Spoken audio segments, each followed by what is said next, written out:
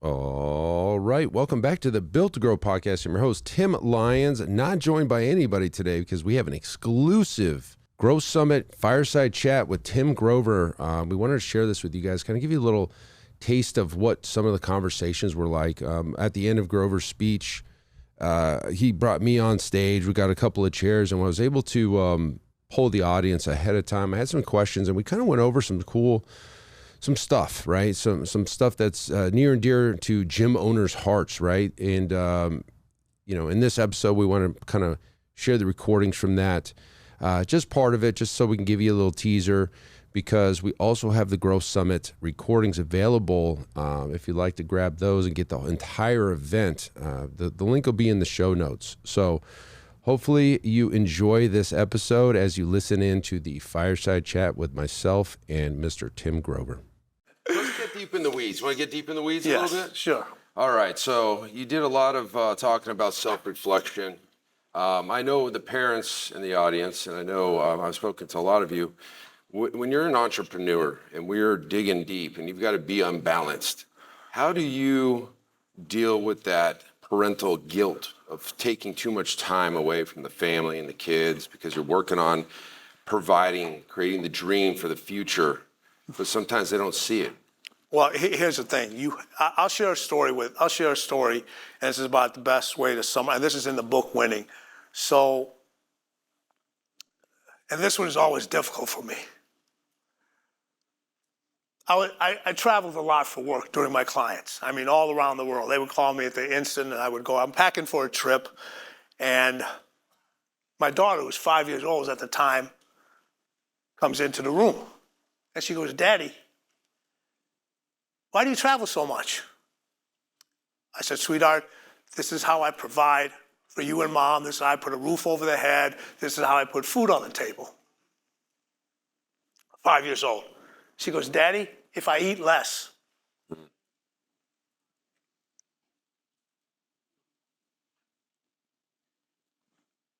will you stay home more?"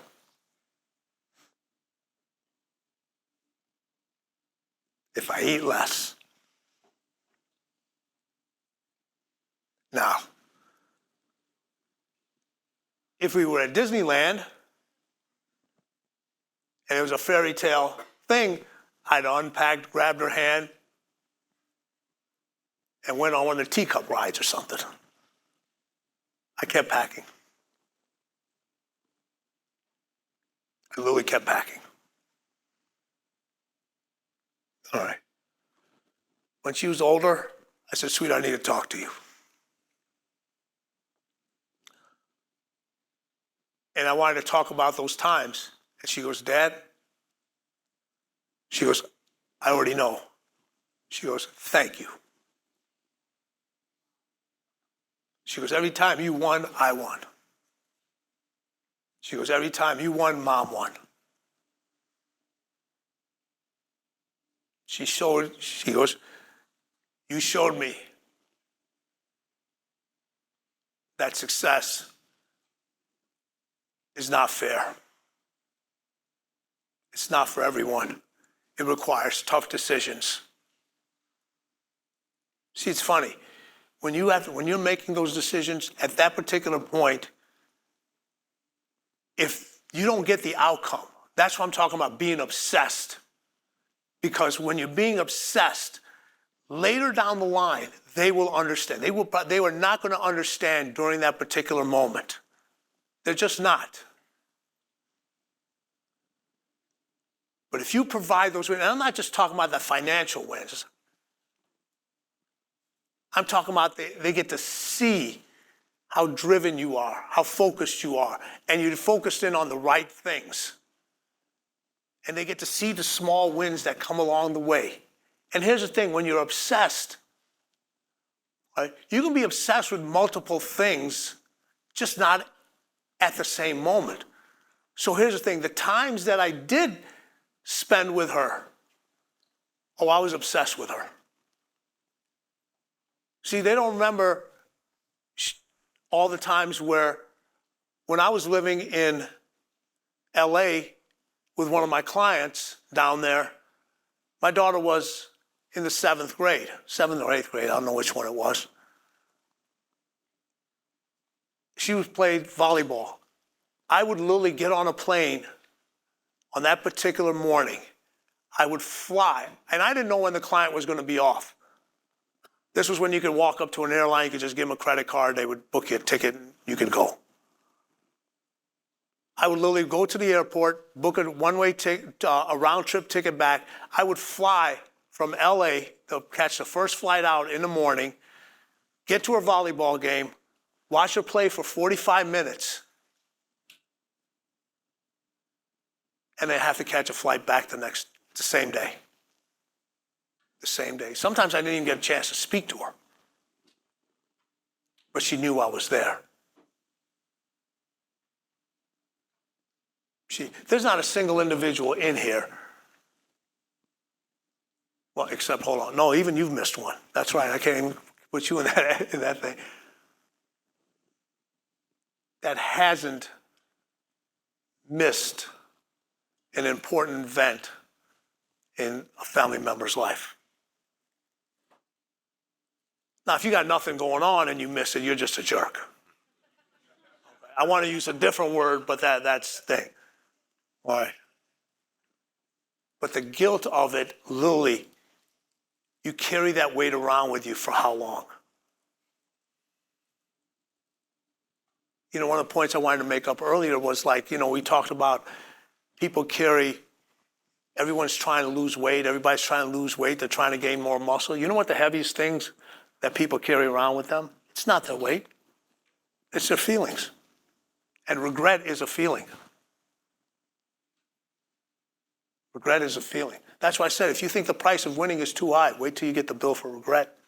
So they're tough decisions, but they have to be made. Because if you don't make them, somebody else is going to make them for you. Good. Wow. We get into some mental performance for your teams. Mm-hmm. Okay. Do you believe that winning's in somebody's DNA, or do you feel like you can develop it? No, winning, listen, everyone, here's the thing. We've all heard this. Either you have it or you don't. I've heard it. Okay? We've all heard that. No. The ones that have it figured it out. The ones that don't have it are the ones that say, either you have it or you don't. Okay?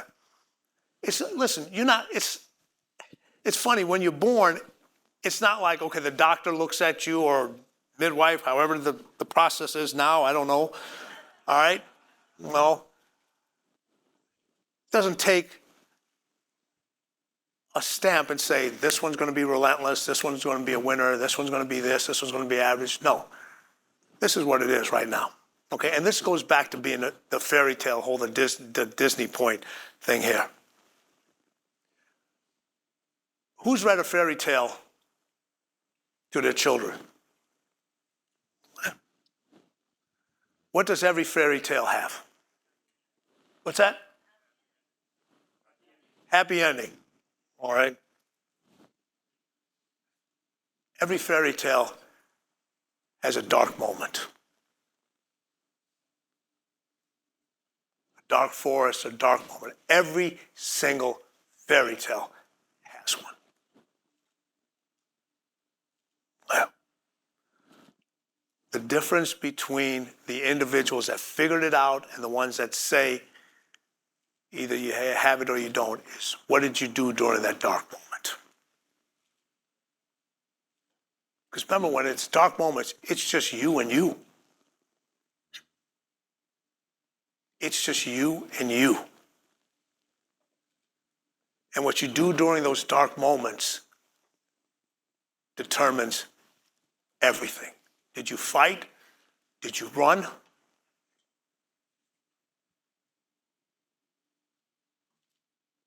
And you know what? Here's the thing. We all want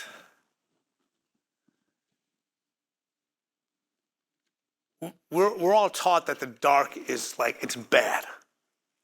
Right? Have you ever gone for a romantic dinner in the daytime? The moonlight, you go to all these things. It's all these wonderful things that we do at nighttime. But then when we get thrown in a dark moment, it's a bad. Your dark moments, that's when they're challenging you. That's when the new beginning is. Here's a question. When does a new day start?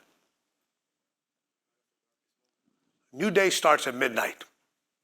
At midnight. Is it light or dark at midnight? It's dark. So if a new day starts in the dark, where do you think your new beginning is starting? That's where change starts. So when you're going through those dark times, when you're going through those dark moments, the only person you can trust is yourself. The only person you can trust is yourself. Because here's the thing, when you look at the light, the light shows everything that you have on, but when you look down, you see the shadow. The shadow doesn't care or recognize whether you're wearing Gucci shoes or not. It doesn't know the designer. It doesn't know if they're Nike, if they're Adidas, if they're K-Swiss,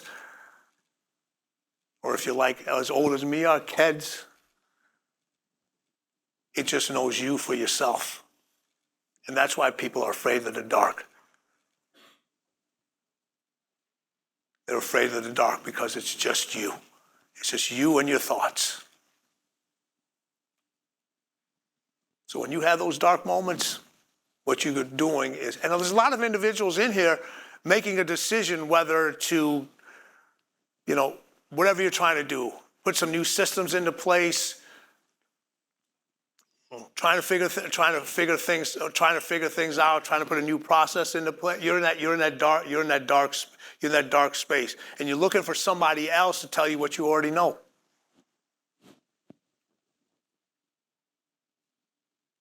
No. Can you teach that? Or everybody here hearing that, they could say, yeah, I can do that for myself. But what about your team, right? Like, how do you get that out of them? Like, I wouldn't hire. Listen. Being broken is a gift. See, we look at life backwards. I want to find, everybody talks about, you hear all these cliches, and everybody talks about the regular cliches all the time. I got a chip on my shoulder now. Well, what the hell happened for you to get that chip on your shoulder? You were born with a chip inside of you. You were born with a chip inside of you. So when you're hiring individuals, man, I want to know the history. What have you gone through? What are your challenges? Every athlete that you know that's reached greatness, that's done something successful, business person or so forth, they always talk about the moments where they were broken. And they always talk about it. It wasn't their physical gifts that allowed them to do those things. It was up in here. It's the battlefield in the mind. Who's controlling the battlefield? Who's exploding the bombs that are up in here? Is it you or somebody else? It's not easy. You'll find out, you'll find out who your true allies are. See, here's the thing. We have a lot of friends, but we have very few allies. Friends tell you what you want to hear. Allies tell you what you need to hear. And if your best friend is too friendly, you got the wrong friend. You got the wrong friend. No, it can be taught, it can be learned. Now, you can't treat everybody the same. I have this rule when I was dealing heavily with the athletes. It was a 6'10" or 6'11" rule. I can't remember. It was one of those two. Right. For some reason, if an athlete is under that height, you could talk to them very directly, most of them. But once they got to be that tall, it had to be more positive and pat on the back. And so, you got your exceptions like Shaquille and all these other things, but most of them, and I think it's because no matter what room they walked into, whatever they did, they're like so tall, everybody was looking at them, so they try to make themselves smaller and so forth. You can't talk to everybody the same way. And here's the thing, if you're that individual, like I'm the individual, I can't talk to everyone. If there's certain people on my staff during the time, I was like, yeah, this ain't gonna work. I need somebody else to talk to that person. I need that. They're gonna relay the message in a way that's gonna be much more effective to them. So that's why, when you have team meetings and so forth, be careful with the language that you use and how you direct it with individuals. There should probably be two different methodologies of delivering that message. And here's the thing: if you get it wrong, if you have somebody who has to be direct, that you need to be direct with, and you're soft with them, they're going to lose respect for you. And if you have it the other way, you want to be direct with them, and they need to be more massaged a little bit. Listen, you have different challenges than what I had with staffing and kids and so forth. It's things that people can get away with, they weren't allowed to get away with in my days. They just couldn't. So we had a QR code up during the day today, and we had some questions come in. Sure. I'm going to read a couple of these real fast. So this question came in. It says, I got a trainer I call the Michael Jordan of training. She's a cleaner, and I want to keep her working in my business. What advice would you give to keep a high achiever like her motivated? Well, first of all, she's already motivated. She's extremely motivated. All right, recognize her achievements. Make sure she's constantly challenged. All right, and then when you win, she wins. All right, when you win, she wins. All right, we get like that. Yeah, we want you. We want you to work really, really hard.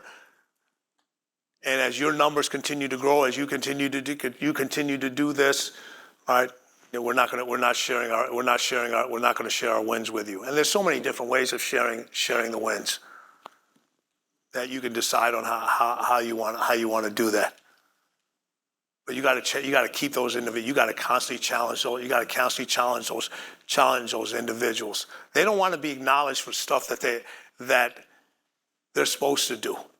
Like, they know they're going to get their clients' results. The good job does nothing for them. They're like, yeah, that's like, I'm doing what I'm supposed to do. And then when they're not doing the things, or you see them slipping a little bit, or you see them things, you need to call them out. I used to have, with my basketball players, we used to have two sets of stat sheets. You have the stat sheets that have how many points you scored, how many rebounds you have, how many minutes you played, all that other stuff, how many assists. And then we had to make up a second stat sheet. The second stat sheet was how many turnovers, how many missed free throws, how many unnecessary fouls. So when you have a cleaner, they're shooting for perfection every single time. They don't care about the things that they're supposed to do. They know they're going to deliver those things. They want you from time to time and say, hey, listen, what happened over here? Because that's what challenges those individuals. So they can come back to you and say, look, see?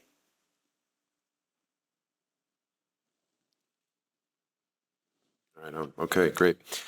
So another question here. How do the greats deal with their close circle getting in the way of their greatness? Peer pressure, the hang-arounds, the arguments in every conversation from family because they're not entrepreneurs and they're employees, and they...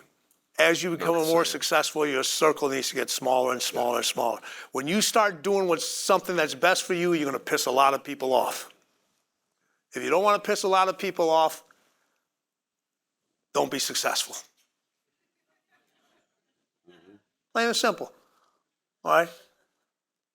They're not going to understand.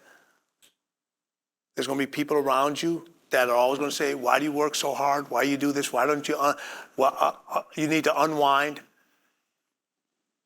If you tell me to unwind, I'm going to set him on fire because I need something to do. I need something to do. they're not going to understand you. Why are you trying to explain to them something that you've repeated over and over and over again? They are just not going to get it. What did I say? There's not a single individual in this room that doesn't have a person, a habit, or a thought they need to delete. Here's the thing, to get to the next level, okay, you need to add certain things.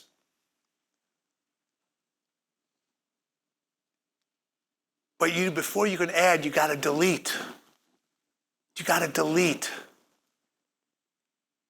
You know, we talked about balance. How do you get closer to a balanced life? It's not by the addition, it's by the deletion. You want to have more success? There's some people you're just going to have to delete from your life. And unfortunately, some of it is family.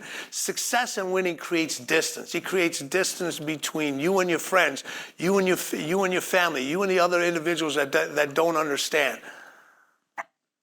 I'll use an analogy here. At what age does a baby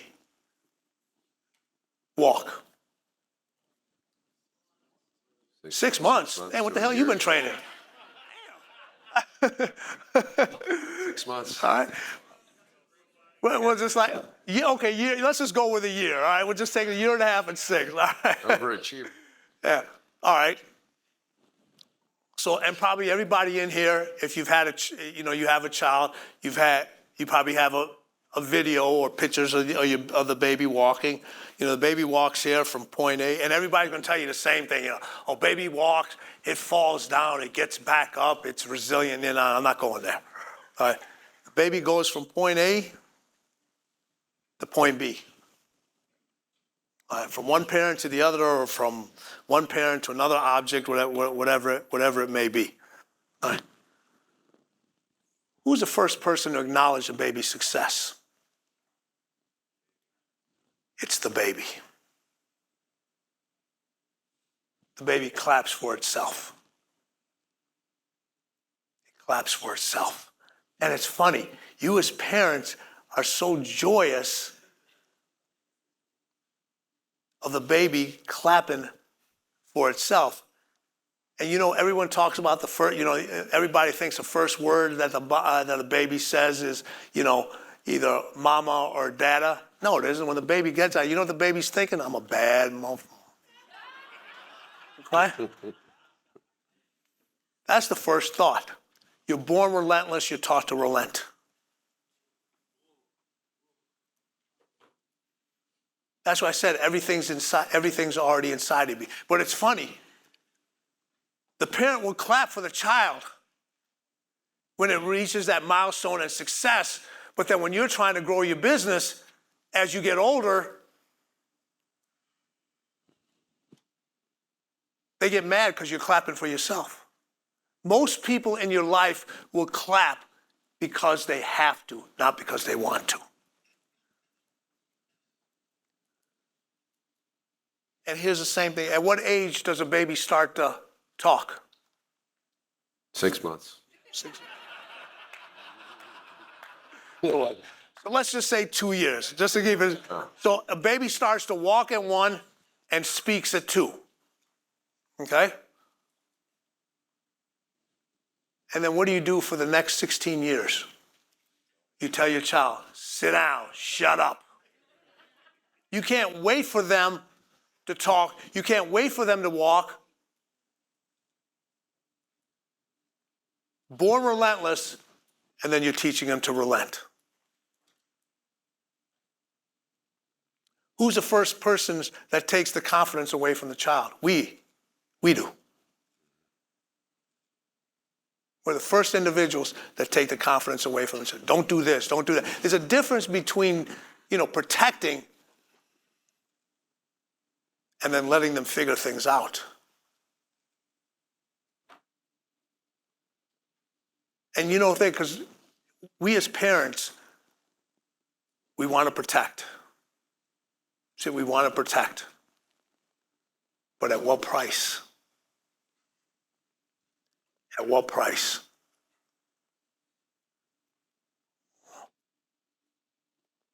Like I said, the people that are in their 50s, when we used to go to the park, all right, we had that thing that just spun around and people were holding for their lives on that thing. Kids are flying off all over the place, and they jump back on.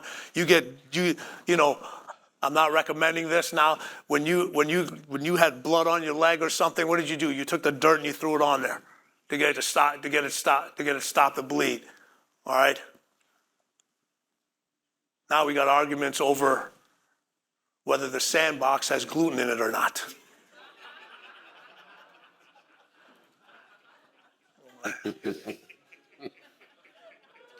No.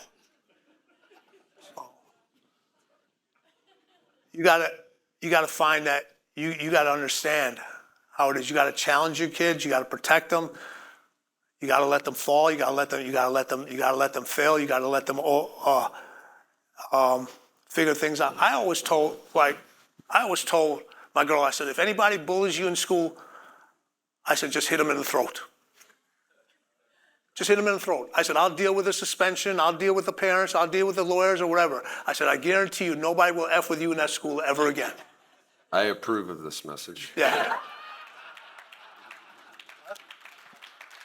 Give violence a chance. Yeah. Give it a chance. Well, so just hear it. Listen, you got to learn to protect yourself. That's what we did. There's another school. There's other friends. All right? It's just, and here's the thing with it. I want everybody in here every single day. If you want to create more energy, every single day, have a childlike moment. Not a childish moment, a childlike moment. There's a huge difference between the two. All right. Who took a shower this morning? Let's hope. All right. I sat by a few of you. Who danced or sang in the shower? Matt Weaver. Okay. Matt. We got people in there raising their hands and yo, where is Matt? Matt, what's up, brother? How are you? There he is. I get messages from Matt all the time on IG. That's why. I want to make sure I acknowledge him. Good messages. This mission. But I'm just saying, it's funny. You'll do stuff. You'll have those moments when you're by yourself in those things. But then when you're around people, you're like, Have those moments. They energize you. It takes you to a place, to a moment where you didn't have all the things that were going on in life, that life throws at you. We forget that there's got to be joy in everything. There's got to be joy in everything. There's joys in the wins. There's joys in the struggle.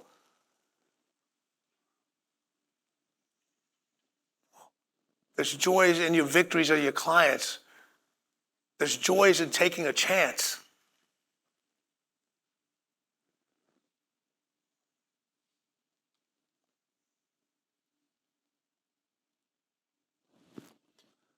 One more? Sure. Yeah, you got one more in? Yeah. All right, so just like athletes, business owners like to celebrate wins, in this industry, I feel like there's some type of self-consciousness about being too successful, not sharing the wins, definitely not on social media, how their business is doing, the vacations they may be taking, and they throttle themselves because they don't want their clients to see this because... You should be taking your phones when your clients has a big moment during that special, putting them on social media, right? I shouldn't say that. From all the stuff that I did, I'm kind of glad social media wasn't back then. Take that back. All right. But from a business standpoint, it's a huge tool. Okay. There's a difference between showing your success and bragging about your success. All right. If it's valid. Well, remember, social media, it's now the real fake. And you know who the fake people are. But if you're doing it for your client, you thank your clients during those moments. You thank your significant other. You're like, hey man, I earned this. Thank you to so and so for being so and so. So there's a way of doing it where it's a community thing and bringing out. Don't be shy of those things. That's my results were. The reason I was so tough on the clients when I was personal training at a health club is because they were my social media. The way they looked when they went to social events, when they went to Christmas parties, when they went to all these different things. I didn't have social media back then. Wow, who are you working with? That's so great. Wow, you look so great. Da, da, da, and everybody gets to see the changes of it. Now it's a powerful tool, but the results have to be real. They have to be real. I don't know if you does anybody know who Goobs is? All right. You don't want to end up on the show, okay? You don't want to end up on this show. He's a good friend of mine, and he's called me out. Not on photos that I've posted, but there's people in there that are the result. Not everybody's going to look the same. But everybody's getting results. The thing about the journey is each journey has a little bit of a finish line. It has a little finish line. And when I was talking about the ways earlier in the distance everyone talks about the journey and it's not the destination. When you punch in, when you go to one of the driving apps, you got to punch in A and B. If you just punch in A, it doesn't tell you where you're going. It doesn't tell you where you're going. All right. The destination has to have an end line. Your clients tell you, hey, I want to have this. I want to be here. Or whether it's really your business, I want to be here. If you aim at nothing, you hit nothing. If you aim at nothing, you hit nothing. I used to tell all my clients, set unrealistic expectations and expect to achieve them. Expect to achieve them. Share your wins. Share your successes. Thank the people. If you're part of the program, if you're thinking about joining the program, if you should be networking with different individuals in this room. Hey man, what are you doing in your facility? I wonder if I could do that. I could do that over mine. Bring in people that have already made the freaking mistakes over and over again. So you don't have to make them.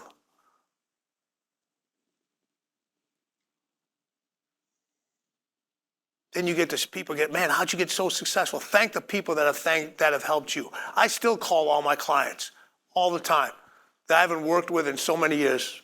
Man, I appreciate you. Thank you so much. Thank you.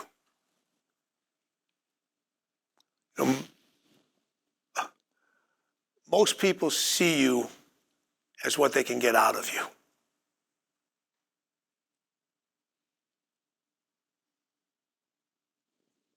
But your wins and your clients are a little bit different. There's a special bond that's created there. Right? And you should ask your clients, hey, is it okay if I post something about you?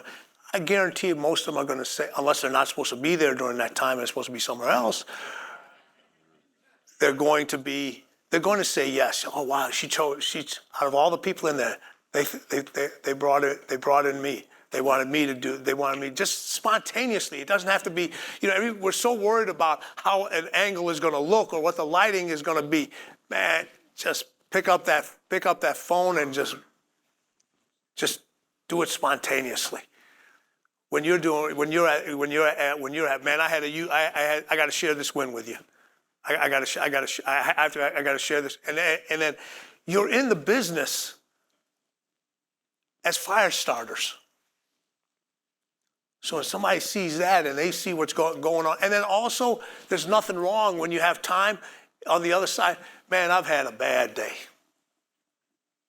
Now, I'm not going to get into that thing, but it's not, if you're always kind of perky, listen, you can talk in there.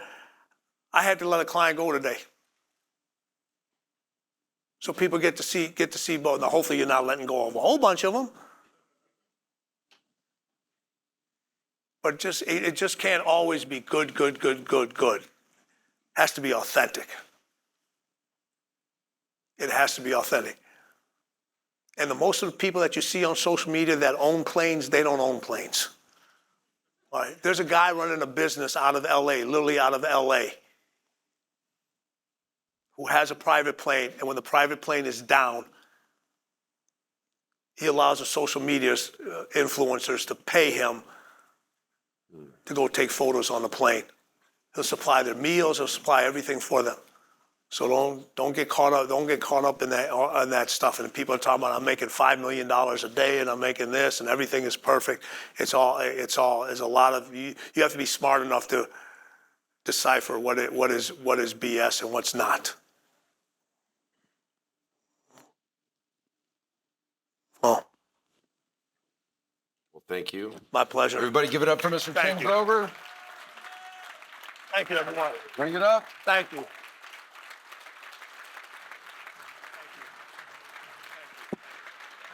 Thank you.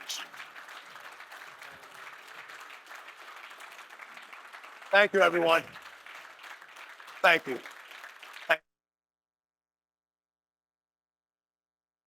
One thing before I go. You have no idea how difficult it is to throw an event unless you've actually thrown one. All right? You have no clue. The logistics, the people involved, and here's the crazy part. When you throw an event, the chances of you making money are extremely slim. Extremely slim. All right? So what I want you guys to do is give this man the biggest round of applause. All right, and there you have it. There's a little excerpt from the Growth Summit. Hopefully you enjoyed that one. And guess what? We are going to do it all over again this year in Nashville. So you can grab your let's call these super early bird tickets to the Nashville event. It's going to be next September. The dates are going to be on the landing page. You can get your super early bird tickets right now because from this point on, the tickets only go up. By the time we started this one in the Chicago one, by the time people were buying tickets at the very end, tickets were as high as $650. So make sure you snag your deals now. You'll grab those with the link in the show notes as well. All right, hopefully this helps you guys. Until next episode, keep changing lives. We'll see you on the next show. Bye.